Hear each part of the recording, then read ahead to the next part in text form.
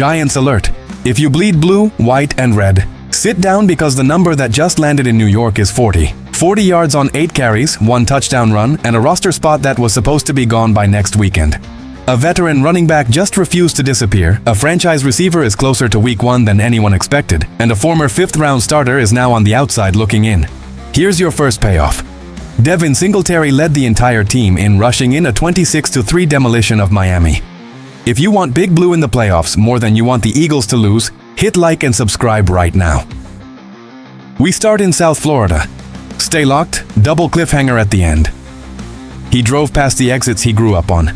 He walked into a stadium less than an hour from the fields where he became a football player. And then he made the New York Giants rethink their entire running back plan. Whispers turned into footsteps. The name? Devin Singletary. And a week ago, almost nobody thought he'd survive final cuts. Let's start with what actually happened in Miami on Saturday, because the box score is not subtle. Singletary finished with a game-high 40 yards on 8 carries in a 26-3 beatdown of the Dolphins. A big chunk of that came on a 13-yard touchdown run. He added a 4-yard catch out of the backfield for good measure. That's 5 touches, 44 total yards, and 6 points in the exact stadium region where he played high school and college football. You cannot script a homecoming better than that. Now understand the situation he walked into. At this time a week ago, Singletary was firmly on the bubble. Firmly. His snaps against the Vikings were limited, and the doubts were piling up fast. Part of that was pure politics of the profession. Brian Daboll, the coach who knew him from their Buffalo days and who understood exactly what he brings, is no longer in this building. New coaching staff, new evaluators, new standards. Every veteran in that situation is auditioning from zero. And the room around him got crowded. The Giants signed Najee Harris. Cam Scatterbo is the only back who looks truly locked into the 53. Tyrone Tracy's summer has gone sideways, and we'll get to that in a big way. So Singletary's path wasn't blocked by one guy, it was blocked by a pileup, and then he answered it with the football in his hands, which is the only argument that has ever mattered in this league. Here's what makes it more interesting. He's evidently taken well to Matt Nagy's offense, and there have not been negative reports about the 8th year back at any point this summer. Think about how rare that is for a veteran on the bubble. No missed assignments making headlines. No frustration leaking to reporters. No drama. Just a professional showing up. And Harbaugh himself said Singletary has been remarkably consistent. When a head coach uses that word about a guy fighting for a job, pay attention, because coaches do not hand out free compliments in late August. But here's the twist Big Blue Nation needs to hear.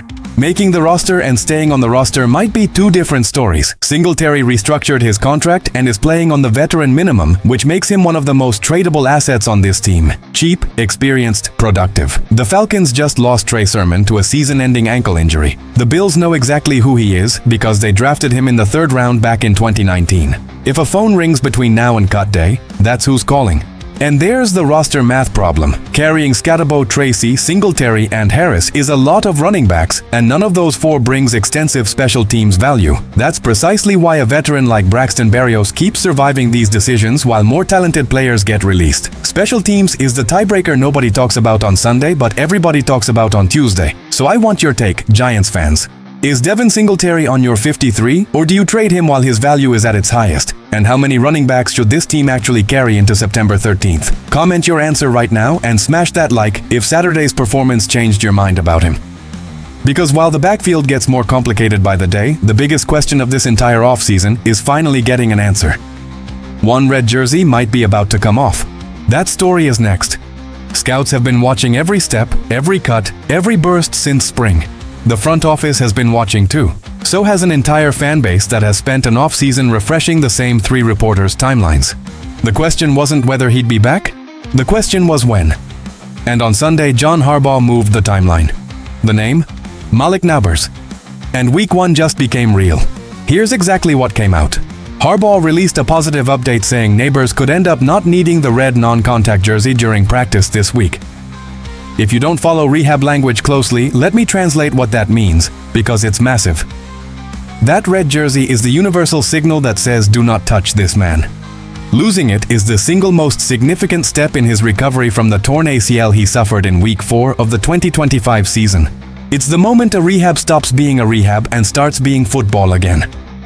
Now let's stay honest, because hype without context is how fan bases get their hearts broken.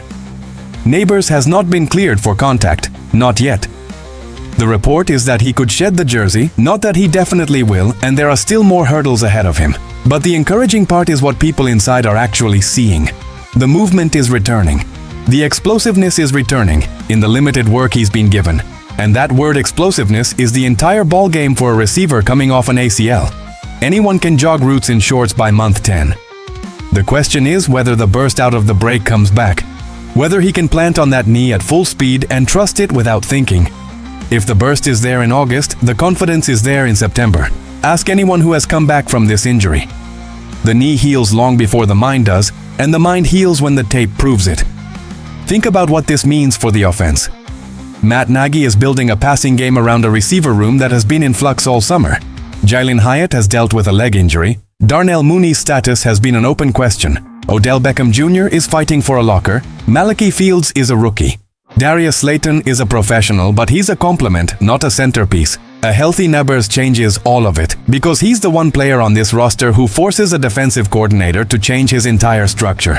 Safety help, bracket coverage, cheating a linebacker to his side. That's what a true number one does, and it makes every other receiver's job easier by default, and it matters just as much for the quarterback. Jackson Dart doesn't need more chaos, he needs a reliable target who wins on early downs and bails him out on 3rd and 7. That's Nabers. Now here's the tension. If he continues on this trajectory, his return for week 1 truly is in play. But nobody should be shocked if this staff plays the long game. Harbaugh has already made it clear the opener is not a deadline he's willing to sacrifice a season for. And frankly, that's the right call. A limited Nabers on September 13th is worth less than a full-speed Nabers in December when the division is on the line. So answer me this, Big Blue Nation. Do you want Nabers on the field week 1 no matter what? Or would you sit him 2 more weeks to guarantee he's there in January? And be honest about which answer is your heart and which answer is your brain. Drop it in the comments and hit that like button if you believe Malik Nabers comes back better than he was before the injury. Because as one giant storyline gets brighter, another one is going dark. A young back who started 15 games last season just made 2 mistakes that might have cost him his career in New York, and one of them nearly knocked out the quarterback. That's next. A fumble in the low red zone, a missed block that left the quarterback on the ground and headed for a concussion check. 2 plays, 2 weeks, and 1 career in New York suddenly hanging by a thread. Sources have been circling this situation for days, and now one of the most respected voices covering this team has said it out loud. Paul Schwartz of the New York Post wrote on Saturday that this player looks like he's on the outside looking in. The name? Tyrone Tracy Jr. Let's lay out both mistakes because the order matters. In week 2 of the preseason, Tracy lost a fumble inside the low red zone. That's the worst possible field position to give the ball away. Points wiped off the board in an instant. And the week before that, he missed a pass block that led to quarterback Jackson Dart getting leveled and pulled from the game briefly for a concussion evaluation. Think about that for a second from a coaching staff's perspective. Ball security and protecting the franchise quarterback are the 2 non-negotiables at that position. Everything else is a bonus. You can survive a bad run. You cannot survive both of those in back-to-back weeks in August. Then came the signing.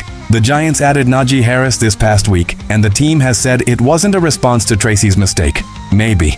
But the effect is the same regardless of the intention, because that room went from crowded to suffocating overnight. Cam Scatabo leads the committee. Harris walks in with a resume. Singletary just went out and put up a game-high 40 yards and a touchdown in Miami. Where exactly does Tracy fit in that pecking order? Schwartz thinks he's now behind all 3. And Harbaugh's answer told you plenty. When asked directly about Tracy's roster chances, the head coach declined to discuss it. He wouldn't touch it. But in the same conversation, he praised Singletary for being remarkably consistent. Coaches speak in code in August, and that code was not hard to crack. Tracy has also been added to an updated preseason trade block list of players potentially available before the season. Now here's what makes this genuinely sad, because this isn't a story about a guy who couldn't play. Tracy is only 26. He started his career at Iowa as a wide receiver before transferring to Purdue for his final 2 seasons and converting to running back. That's a rare athlete, a guy who reinvented his position and made it to the NFL doing it. The Giants took him at pick 166 in the 5th round of the 2024 draft, and he signed a 4-year deal worth roughly $4.3 million with a signing bonus around $286,000. And he produced.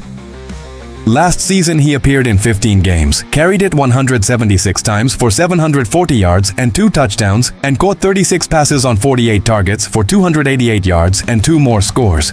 That's 1,000+ scrimmage yards and 4 touchdowns from a 5th-round pick. That's a real NFL player, and it might not be enough. That's the brutal truth of this league. Production from last October does not protect you from a fumble in this August. The tape is always the most recent tape, and right now his most recent tape is a turnover and a quarterback getting hit.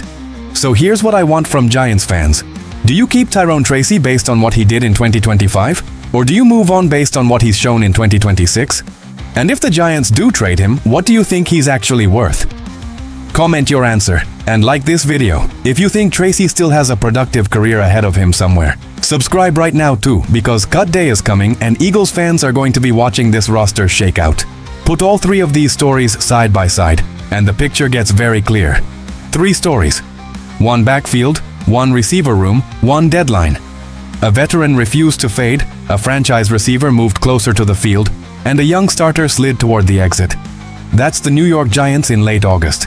No sentimentality, no guaranteed jobs, and a coaching staff that rewards what happens on tape instead of what happened last year. Here's the season-level impact.